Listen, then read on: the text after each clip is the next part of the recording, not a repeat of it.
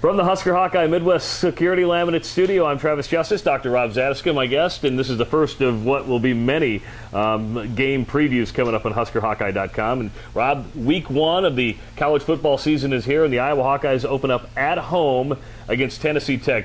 Kirk Ferentz has won 10 straight season openers with the Hawks. Very good number. Not quite as good as Nebraska's nearly, 25 straight, I believe. But you know what?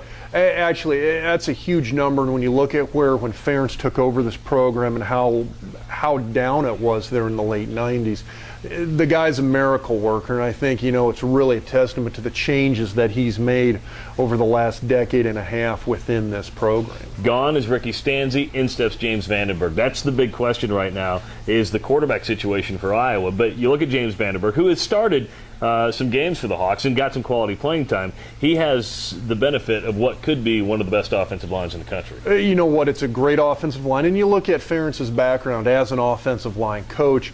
I don't think that's ever been a big question mark for them. They have routinely turned out NFL guys at that position. They've always been very cohesive units and have always worked very well. And you know what? I hate bringing up the Ferentz name over and over again, but you look at his son playing center. Very, very solid performer, and he's been kind of the glue for these guys over the last season and a half here. And I think they're really expecting a lot of things out of him as well as the rest of the guys on that group. Marcus Coker had a great bowl game at running back. He's going to be the starting running back, but I wonder how much depth the Hawks have. You know what? Right now they don't have a lot, and you really get down to a couple of freshmen at that running back spot once you get past Coker. I think Coker's a solid back. When you look at the offensive line that he's going to have to play behind, I think that only speaks volumes for how well he and the backups are going to do. You know what? I've heard the argument that maybe that bowl game was a bit of a flash in the pan, that maybe Missouri didn't have the greatest rushing defense last year, which they didn't. But at the same time, you've got a young guy who went out, put on a great show, made the best of the opportunity he was given.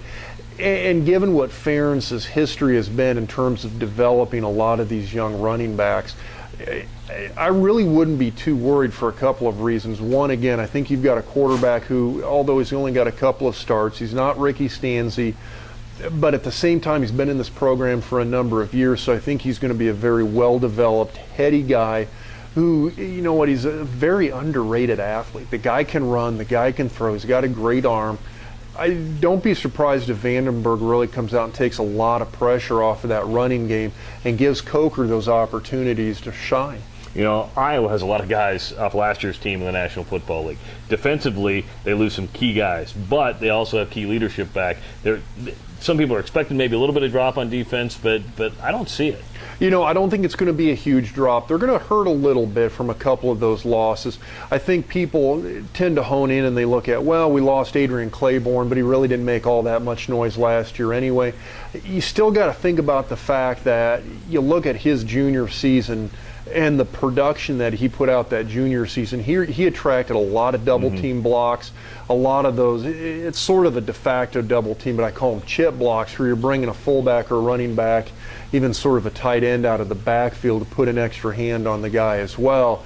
He just absorbed a lot of personnel from the offense in terms of those double-team blocks. Brought his numbers and his production way down, but still a very important performer. Losing a ball hawk like Tyler Sash to the NFL was a big one. I think Iowa's defense, truly, I don't think you would have seen any drop-off at all if Sash had stayed on the team for that last season.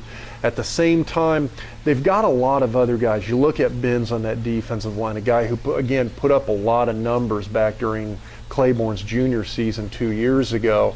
He's a guy who's stepping in and has the potential to really be a star player on that defensive line this year. You've got guys at every level, again, on that defense who have starting potential. You've got several defensive backs who've been out there putting in a lot of playing time in nickel and dime defenses. All of those guys are going to step up, and I think you're going to see more of a reloading than a rebuilding. I don't think they're going to be as strong as they were last year. I don't think they're going to be able to rely on their defense like they could last year. But at the same time, more of a reload than a rebuild. So the Hawkeyes play Tennessee Tech in a morning game at Kinnick Stadium, already sold out. Rob and I will be back here at the Midwest Security Laminate Husker Hawkeye studio on Sunday to break down that game. Also, game highlights right after the game at HuskerHawkeye.com.